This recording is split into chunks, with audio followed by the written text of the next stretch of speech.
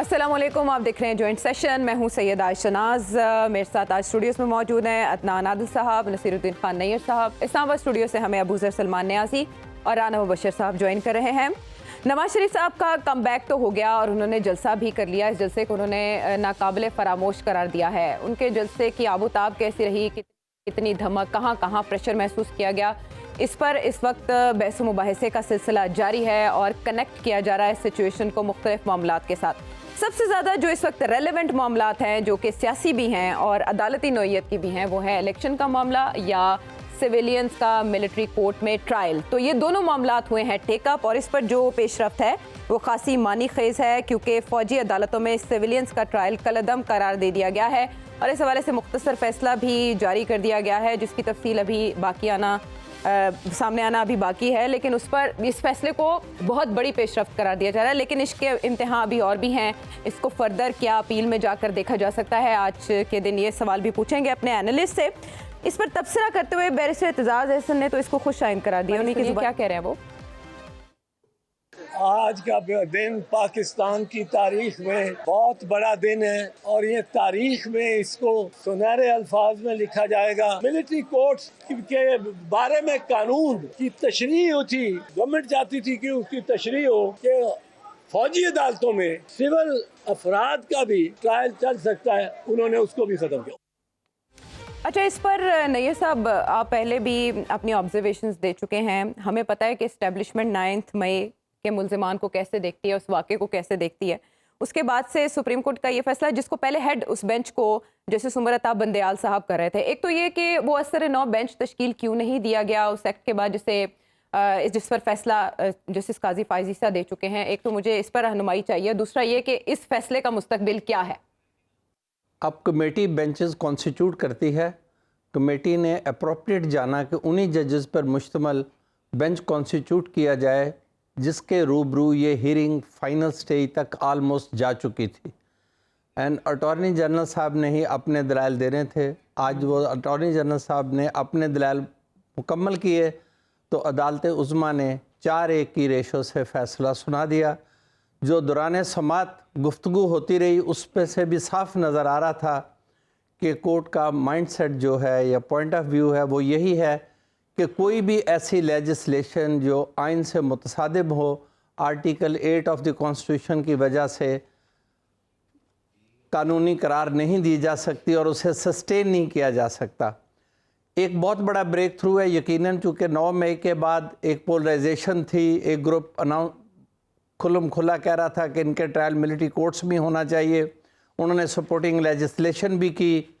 एक इंटेंशन दूसरी तरफ से भी नज़र आई। कुछ मुल्ज़मान मोर देन 100 उनकी कस्टडी भी ट्रांसफ़र हुई और एक इत्तला के मुताबिक कुछ कोर्ट्स में बाकायदा ट्रायल यानी रिकॉर्डिंग ऑफ एविडेंस शुरू हो चुकी थी बिफोर मिलिट्री कोर्ट्स। लेकिन आज के फैसले के बाद वो तमाम कार्रवाई कालअदम करार पाई, वो कवानीन कालअदम करार पाए जिन्होंने इख्तियार समात दिया था मिलिट्री कोर्ट्स को, और अब वो सभी मुकदमात आम अदालतों में या ख़ुसूसी अदालतों में वापस चले जाएंगे। आज ये रूल ऑफ लॉ और सुपरमेसी ऑफ कॉन्स्टिट्यूशन की सपोर्ट में जजमेंट आई है। तो माजी में जो इसके तहत सजाएं दी गई, उनका स्टेटस क्या होगा इसके बाद?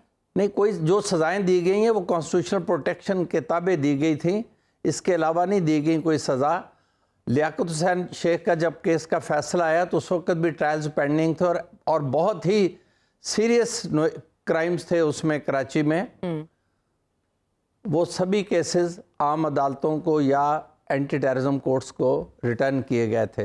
अब भी ये तमाम मुकदमात जो फैसला आया है इसकी रोशनी में जो इन्वेस्टिगेशन स्टेज पे थे मुल्ज़मान, वो इन्वेस्टिगेटिंग एजेंसीज़ को हैंड ओवर किए जाएंगे और जो ट्रायल के कोर्ट के सामने थे वो ट्रायल कोर्ट्स को, और अब इनकी फ़र्दर कस्टडी सिर्फ ट्रायल कोर्ट ही रेगुलेट करेगी।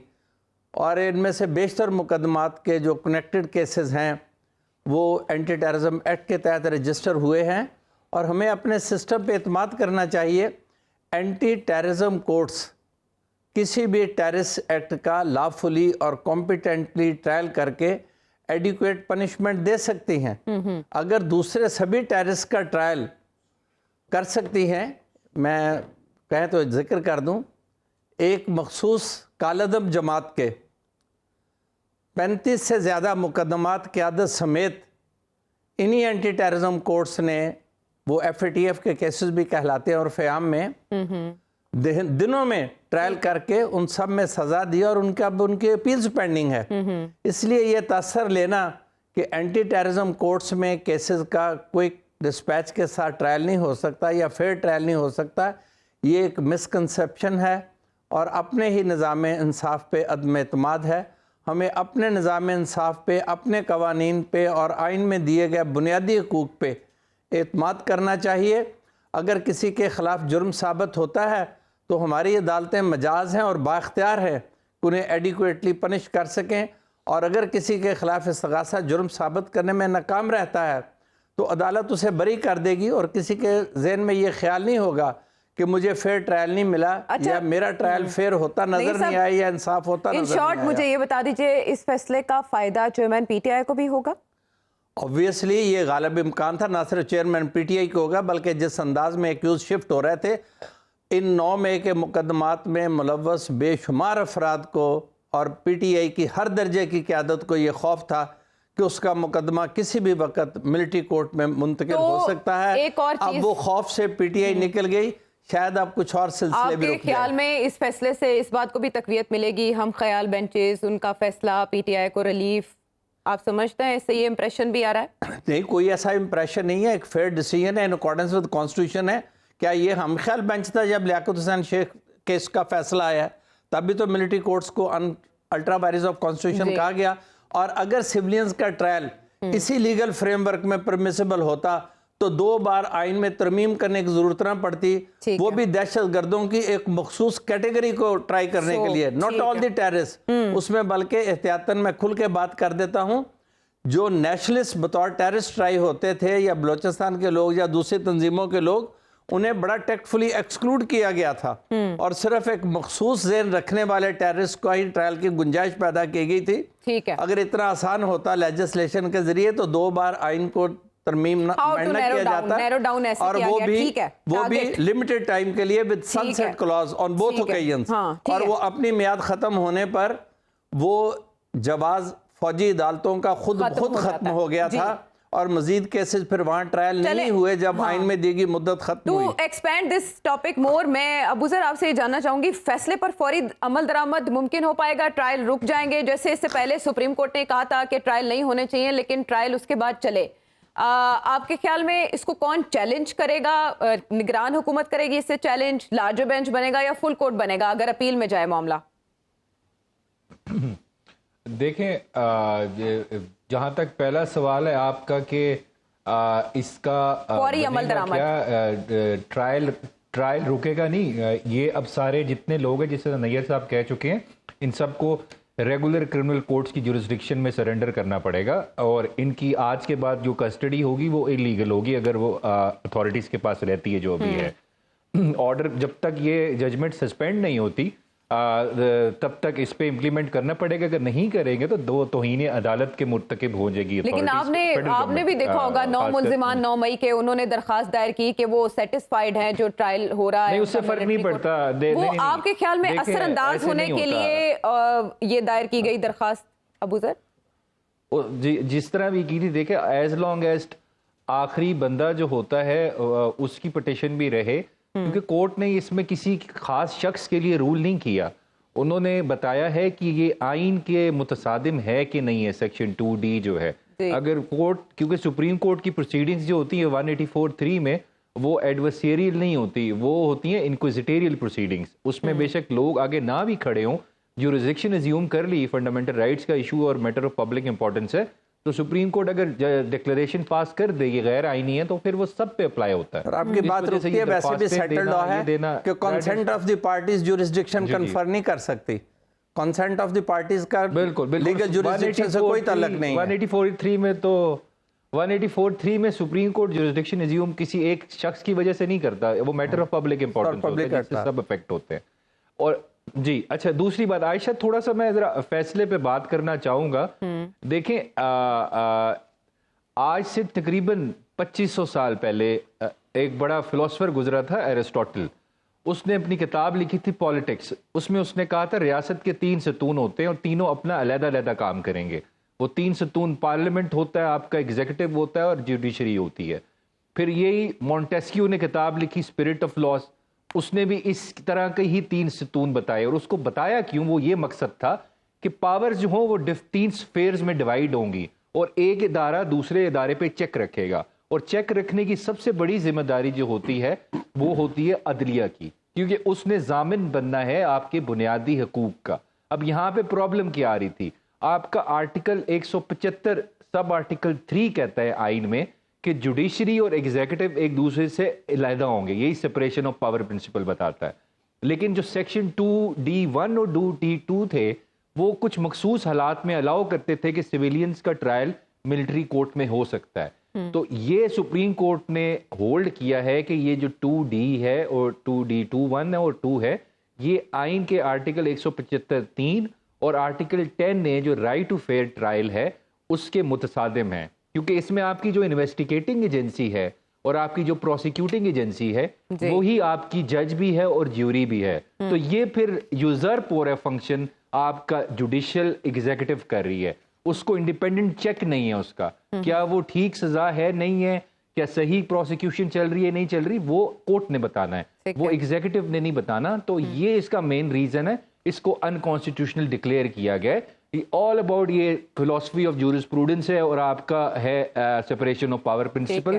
یہ ہم خیال بینچ نہیں ہے، یہ دیکھیں چیف جسٹس صاحب نے بینچ بنایا ہے اور یہ it was a question about the constitution and protection of fundamental rights. اس میں ایک بات کرنا چاہوں گا، لیکن یہ سابق چیف جسٹس نے بنایا تھا اور ہم نے دیکا کہ قاضی فائزی صاحب کی پریکٹس کیا رہی، نئے چیف جسٹس چاہتے تو وہ بڑا بینچ بنا سکتے تھے. تو دیٹ مینز ان کی مرضی سے بینچ بنا ہے اور اس کی اپیل اگر سنی جائے گی تو وہ اس سے لارجر بینچ بنے گا اور جس میں میرے خیال سے قاضی فائزی صاحب خود ہی ہیڈ کریں گے. لیکن وہ تو خود کہہ چکے ہیں جب آئینی ترمیم کے ساتھ ملٹری کورٹس بنے تھے کہ یہ انکانسٹیٹیوشنل ہے، آلریڈی ان کا ویو آن ریکارڈ ہے. اور دوسری آخری بات میں کرنا چاہوں گا عائشہ، میں آپ آج کورٹ میں تھا، میں نے جسٹس عائشہ ملک کو سنا ہے کورٹ میں. میرے خیال سے آج کے بعد جو ہم یہ محاورہ استعمال کرتے ہیں، اکثر لوگوں کو کہتے ہیں کہ جی مرد بن بہادر بن، یہ محاورہ میرے خیال سے اس کو ختم کر دینا چاہیے.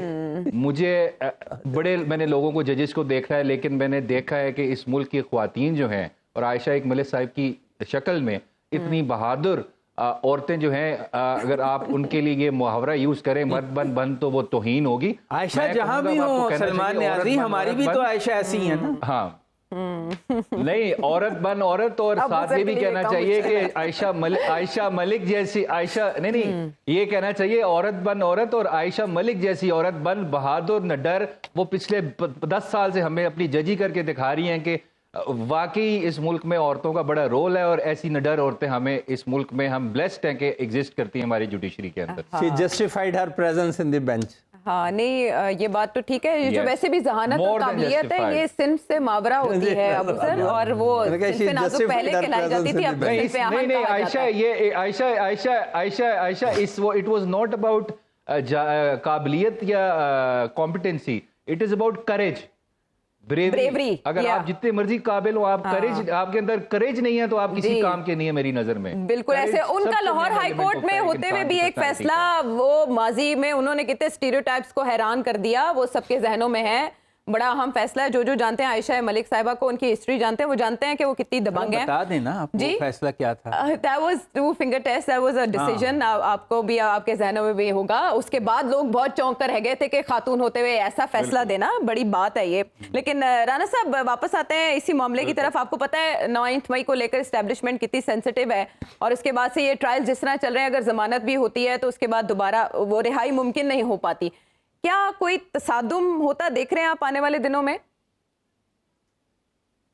میرا نہیں خیال، آئی ڈونٹ تھنک سو. میرا نہیں خیال کوئی تصادم ہوگا. جس تصادم کا آپ ریفر کر رہی ہیں جس طرف آپ، میرا نہیں خیال ایسا کوئی چیز ہوگی.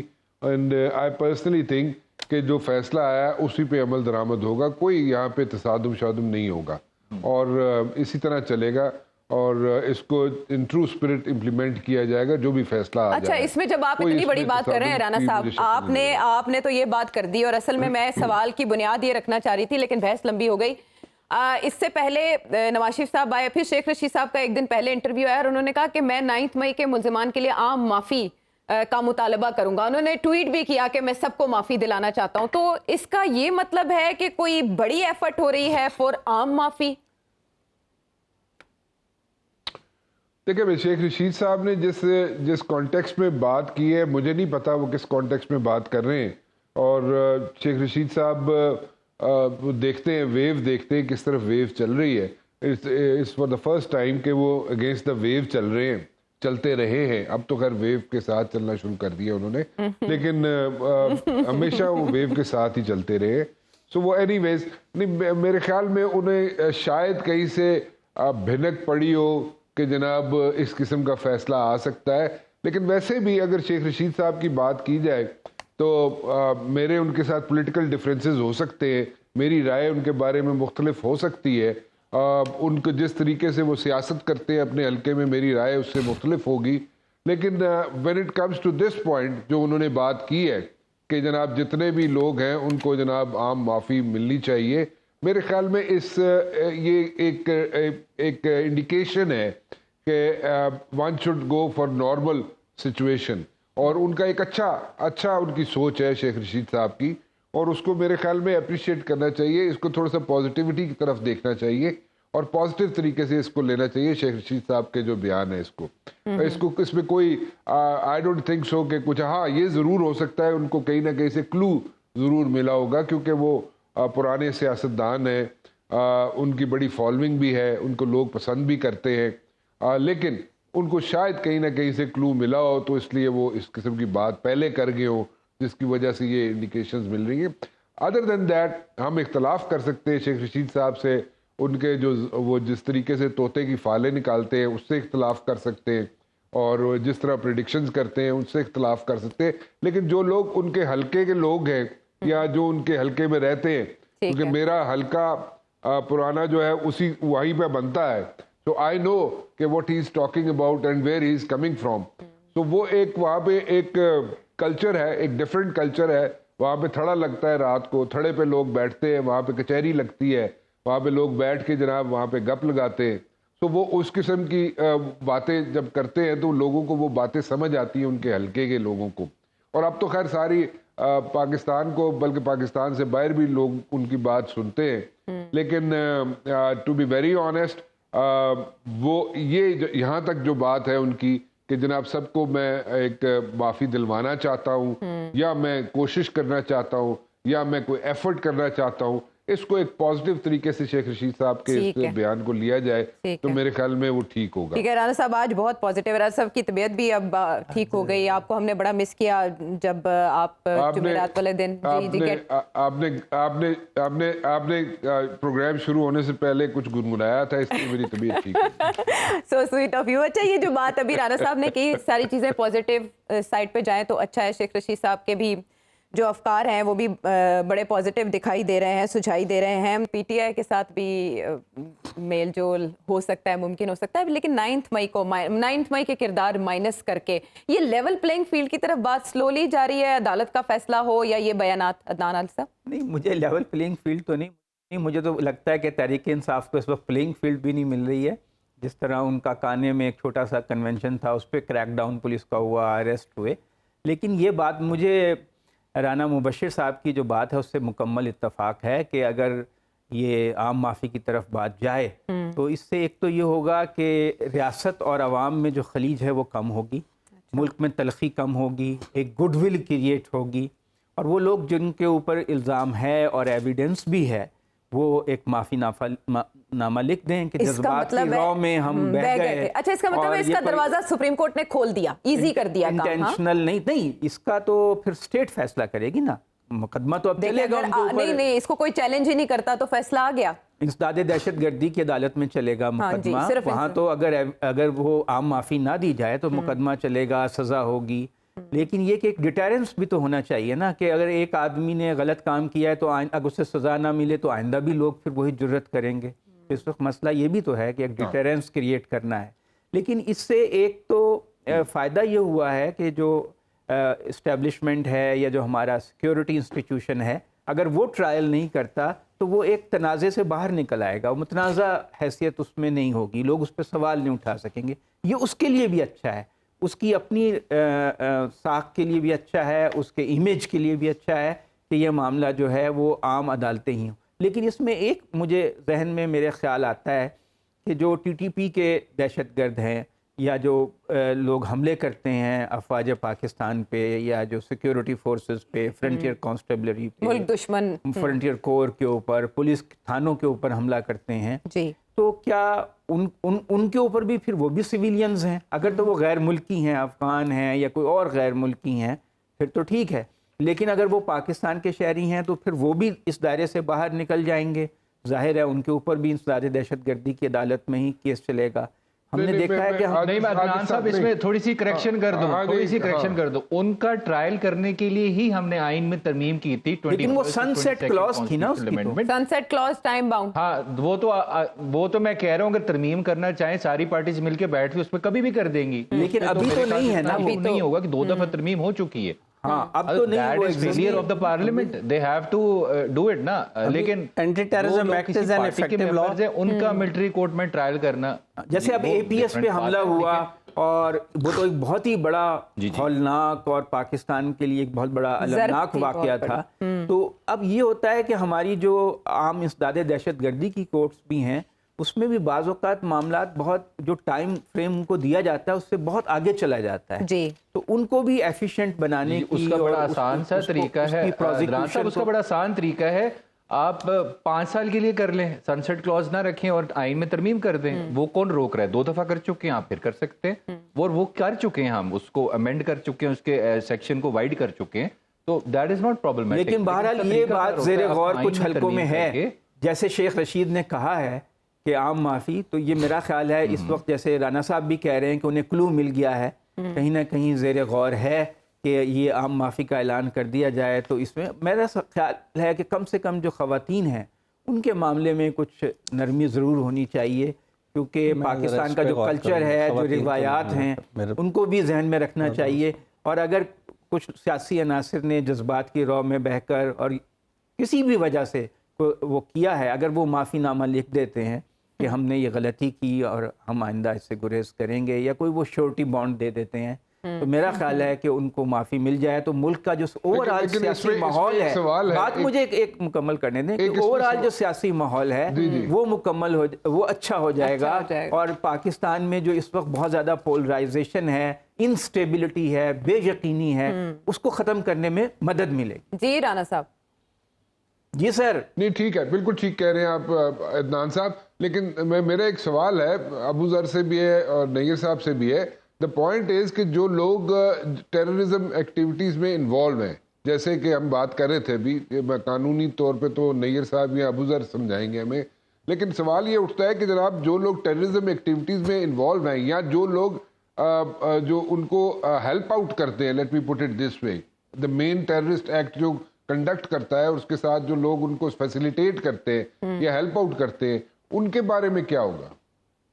मुल्क दुश्मन सरगर्मियों में जो मुलव्विस हैं, उसमें जी उनका राना साहब, उनको ट्राई करने के लिए जब हमारी नॉर्मल कोर्ट्स फेल हो गई, मतलब कि एंटी टेररिज्म कोर्ट में नहीं हो पा रहा था, तो दैट इज वाई हमने आइन में तरमीम करके मिलिट्री कोर्ट्स बनाए थे। इन दिस सिनेरियो, इस सिनेरियो में अगर ये सिनेरियो में अगर सबको अगर आम माफ़ी दे दी जाती है या उनको कोई बेल आउट कर दिया जाता है इन ऑल द केसेस, तो उसको फिर दूसरे अगर देखा जाए तो वो लोग जो टेररिस्ट एक्ट में इन्वॉल्व हैं या टेररिस्ट एक्टिविटीज़ के अंदर जो इन्वॉल्व है, मेन जो कैरेक्टर्स हैं, उनको जो हेल्प आउट करते हैं लोग, उनको कैसे नहीं देखें, आम माफी की तो बात ही नहीं होनी। मैं हूँ एज ए लॉयर बात करता हूँ, कानून की हुक्मरानी होनी चाहिए। अगर किसी ने जुर्म किया है तो उसको बिल्कुल कुछ सजा होनी चाहिए, लेकिन उसको फेयर ट्रायल मिले, उसको तरीकाकार से देखें। माफी तो देना सदर का काम है, अगर वो दे पीएम की एडवाइस पे पार्डन कर दें, لیکن اگر جن لوگوں نے جرم کیا ہے تو ان کو معافی نہیں ملنی چاہیے میرے خیال سے. ان کو قانون کے مطابق ان کے فنڈامنٹل رائٹس کی پروٹیکشن ہوتے ہوئے ان کا ٹرائل ہو. اگر ایویڈنس ہے انہوں نے ڈیو پروسیس ابوذر آپ کہہ رہے ہیں ڈیو پروسیس ضرور پورا ہونا چاہیے. یہ بڑا ہاں یہ بڑا بڑا وسیع بہت کرمنل لا کا مقصد ہوتا ہے ڈیٹرنس. ڈیٹرنس ضروری ہے آپ کی. بالکل وہ نقطہ جو عدنان عادل صاحب نے اٹھایا وہ بھی ضروری ہے. اور رانا صاحب آپ کا سوال بھی بڑا پرٹیننٹ ہے لیکن آپ اپنے شو میں ابوذر کو بلا لیجیے گا. بالکل صحیح کہہ رہے ہیں آپ, یہ بڑا اہم نقطہ ہے, اس پہ بات ہونی چاہیے. ابھی بریک کا ہمیں کہا جا رہا ہے کافی دیر سے, ہم نا بریک سے واپس آ کے مزید بات کریں.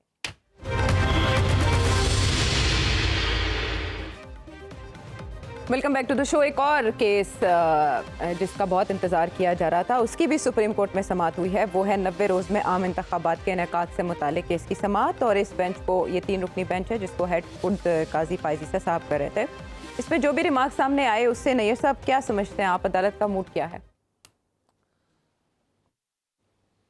ایک تو بات واضح ہے کہ جو پہلی تشریح تھی کہ جس تاریخ سے اسمبلیز ڈیزالو ہوں اس سے 90 یوم کے اندر انتخابات کروائے جائیں, اور 90 یوم کا عرصہ بھی حتمی عرصہ تھا. ٹوٹل الیکشن پروگرام کے لیے تو صرف 54 یوم کی ضرورت ہے. اب مسئلہ یہ بن گیا ہے کہ جس تاریخ کو قومی اسمبلی اور 2 صوبوں کی اسمبلیاں ڈیزالو ہوئی ہیں, 2 تو پہلے ہی تحلیل شدہ تھی. اب اگر اس اگست کے پیریڈ کو بھی لیں تو 54 دن کی ضرورت پوری نہیں ہوتی نومبر کے پہلے ہفتے تک. اصل جو مسئلہ اب تشریح طلب ہے اس 3 رکنی بینچ کے سامنے یا ان کے احکامات کے لیے, وہ یہ ہے کہ الیکشن کمیشن کو کب تاریخ دینی چاہیے, کیا ڈیلیمیٹیشن کا پروسیس لافل ہے, سینسس لافل ہے, اور اگر یہ وہ سینسس کو لافل قرار دیتے ہیں اور حلقہ بندیوں کے عمل کو بھی قانونی قرار دیتے ہیں, مردم شماری کو بھی مطابق قانون قرار دیتے ہیں, اور اس ضرورت کو آئین کے مطابق قرار دیتے ہیں کہ حلقہ بندیوں کے بعد اگر مردم شماری نہیں ہوئی ہے تو حلقہ بندیوں کے بعد قومی انتخابات ہوں گے, تو پھر یہ انتخابات حلقہ بندیوں کے عمل کے مکمل ہونے کے بعد ہی سپریم کورٹ کوئی ایڈوائس کرے گی. غالب امکان ہے کہ وہ اپڈیٹ فکس نہیں کریں گے. وفاقی حکومت کو انہوں نے نوٹس دے دیا ہے, الیکشن کمیشن خود ہی کوئی پوزیشن لے گا. آج وزیر اعظم صاحب نے بھی اندیا دیا ہے کہ جلد انتخابات کی تاریخ کا اعلان کر دیا جائے گا. حالانکہ جنہوں نے انتخاب کی تاریخ کا اعلان کرنا تھا, جس آئینی عہدیدار نے, انہوں نے ادھر ادھر کی باتیں کی ہیں, لیکن وزیر اعظم پاکستان جن کے منصب کا تقاضا نہیں ہے کہ وہ تاریخ دیں, وہ یہ وعدہ کر رہے ہیں کہ جلد تاریخ دے دی جائے گی. یہ اب سپریم کورٹ اس کا بھی لگتا ہے بطریق حسن جلد فیصلہ کر دے گی کہ تاریخ دینا کس کا کام ہے اور کب دینا ہے. اس سے پہلے جو سپریم کورٹ کے فیصلے پر عمل درآمد نہیں ہوا اس کے بھی ذکر کیا گیا. لیکن ایک اور مسئلہ ہے نا عائشہ, آپ بھی تو ایک کام یہاں پہ دیکھیں نا کیا کر رہی ہیں آپ, جو ہے نا آپ پوچھتی ہیں کہ عدالت کا موڈ کیا ہے, اس کے بعد آپ موڈ پوچھ کے تو اس کے بعد آپ آنکھیں بند کرنا شروع کر دیتی ہیں. آنکھیں کب بند کی ہے میں نے؟ آپ یہ کہہ رہے ہیں کہ عدالت آنکھیں بند کری ہے یا مجھے کہہ رہے ہیں؟ ججمنٹ جو عدالت کا فیصلہ ہے اسے پریڈکٹ نہیں کیا جا سکتا, اور بعض اوقات عدالتی گفتگو سے بھی نتائج نہیں اخذ کرنا چاہیے. ٹھیک ہے, چاہیے ایکچولی اس میں جو سوال اٹھائے گئے اس سے اندازہ ہوتا ہے کہ عدالت کس طرف جانا چاہ رہی ہے, کیونکہ ماضی میں تاخیر کی بھی بات کی گئی. الیکشن کمیشن اور وفاقی حکومت کو نوٹسز بھی ہو گئے نہیں یہ سب, اس لحاظ سے میں نے پوچھا. وہ جو رانا صاحب جس طرح موڈ کو لے جا رہے ہیں ادھر لے جانے کے بالکل بات نہیں کی. غالب امکان ہے کہ عدالت اس تاریخ کو کنڈون کر دے گی اور اپنی تمام تر توجہ آنے والے قومی انتخابات پہ مرکوز رکھے گی, اور تاکہ ایک ہی وقت میں قومی اور صوبائی اسمبلیوں کے انتخابات ہو جائیں اور قوم کو جلد نمائندہ حکومتیں ملیں. 2 صوبے پہلے ہی عرصہ سے نمائندہ حکومتوں کے بغیر ہیں, دوسرے 2 بھی, اور مرکز بھی ایسا نہ ہو جائے. بہتر یہی ہے کہ جنوری کے قریب کہیں عام انتخابات کے انعقاد کا اعلان ہو جائے. بالکل ٹھیک ہے. وقت پر انتخابات کی سب سے جو بڑی متمنی جماعت ہے وہ پاکستان تحریک انصاف ہے, ان کے چیئرمین پر اور وائس چیئرمین دونوں پر فرد جرم آج عائد ہو گئی. ابوذر اور پھر گواہان کو 27 تاریخ کو طلب کر لیا گیا ہے. فرد جرم چیلنج ہو سکتی ہے؟ دیکھیں یہ ٹرائل جس طرح ہو رہا ہے نارمل جب کرمنل ٹرائل ہوتا ہے تو ایٹ لیسٹ میڈیا کو ایکسیس ہوتی ہے, لائرز اور فیملی کو تو ویسے بھی ہوتی ہے, تو آپ کو ذرا ڈیٹیلز پتہ چلتی ہیں کیا ہو رہا ہے کیا نہیں ہو رہا. اب یہاں پہ تو آپ کے پاس سنی انفارمیشن آتی ہے جس کو ہم ہیئر سے انفارمیشن کہتے ہیں کہ آج یہ ہوا. اب مجھے آج جو پتہ چلا ہے کہ اس میں دیکھیں جب اپنے فرد جرم عائد کرنی ہوتی ہے اس کا مین مقصد یہ ہوتا ہے جو ایکیوزڈ ہے he must understand each and every thing جو چارج شیٹ اس پہ لگتی ہے, کہ اس کو سب پتہ ہونا چاہیے تاکہ وہ اپنا ڈیفینس پھر ایڈیکویٹ پروڈیوس کر سکے. اب یہاں پہ جو وہ میں نے پڑھا ہے کہ اس پہ جب ان پہ چارج لگایا جانے لگا تو انہوں نے کہا کہ مجھے کچھ چیزیں مسنگ ہے, کچھ ڈاکومنٹس اس میں سے مجھے ساری چیزیں ڈیٹیل دی جائے جو میرے پہ آپ لگا رہے ہیں, لیکن وہ پرووائڈ نہیں کی گئی. اور پھر بھی جو جج صاحب ہیں وہ ہی پروسیڈڈ اور انہوں نے چارج جو ہے وہ فریم کر دیا. اب یہاں پہ پروسیجرل ارریگولیرٹیز یہ نظر آ رہی ہیں جو ہمیں توشہ خانہ کیس میں بھی نظر آئیں. وہ تو ایٹ لیسٹ اوپن تھا تو ہمیں پھر بھی پتہ چل جاتا تھا کیا غلط ہو رہا ہے کیا غلط نہیں ہو رہا, اور یہ تو ایک سیکرٹ ٹرائل ہو رہا ہے تو اس وجہ سے ہمیں پتہ بھی نہیں چل رہا جو انفارمیشن آتی ہے کسی کے تھرو آتی ہے. لیکن صبح اب اس میں دیکھیں جو بھی پروسیجرل فلا ہوتا ہے اس کو چیلنج تو کیا جا سکتا ہے, بالکل کیا جا سکتا ہے. وہ ابھی دیکھا جائے گا کہ اس کو کرنا ہے نہیں کرنا, ایک علیحدہ ڈیبیٹ ہے. لیکن صبح ابھی آج ICA فائل ہوئی تھی اسلام آباد ہائی کورٹ میں جیل ٹرائل کے خلاف, جو اسلام آباد ہائی کورٹ نے کہا تھا سنگل بینچ نے کہ ٹھیک ہے, لیکن وہ کل صبح اب خان صاحب نے کیس فائل کیا, اس پہ تو رجسٹرار صاحب نے آبجیکشن لگا دی ہے کہ یہ مینٹینیبل نہیں ہے. وہ صبح سنا جائے گا, پھر وہ مینٹینیبلٹی پہ وہ جب الاؤ ہوگا اس کا آبجیکشن ختم ہوگا تو پھر وہ اگلے دن سنا جائے گا. یہاں پہ میاں نواز شریف صاحب جو بھی فائل کرتے ہیں اس پہ آبجیکشن بھی ریز نہیں کرتا رجسٹرار آفس, وہ اگلے دن لگ بھی جاتا ہے. تو کلیئرلی چیزیں ڈفرینٹ نظر آ رہی ہیں. ایسے نہیں ہونا چاہیے, بالکل ایکسیس ٹو جسٹس کا فیلئر ہے. لیکن بالکل کچھ بھی کمی کوتاہی ہوگی تو اس کے اندر آپ چیلنج کر سکتے ہیں اس کو, پروسیجر ریگولیرٹی ہوگی تو آپ کر سکتے ہیں. بالکل ٹھیک ہے, اس وجہ سے بالکل. ایون فیلڈ اور العزیزیہ ریفرنس میں انہوں نے اپیلوں کی بحالی کے لیے درخواست دائر کی بھی سماعت ہونے جا رہی ہے. ویسے بھی ضمانت کل تک ہے تو کل کیا ہوتا ہے, ابو ذر نے تھوڑا سا اشارہ تو دے دیا, کل کا دن بھی آ جائے گا تو دیکھ لیں گے باقی معاملات بھی. واپس آتے ہیں بریک کے بعد.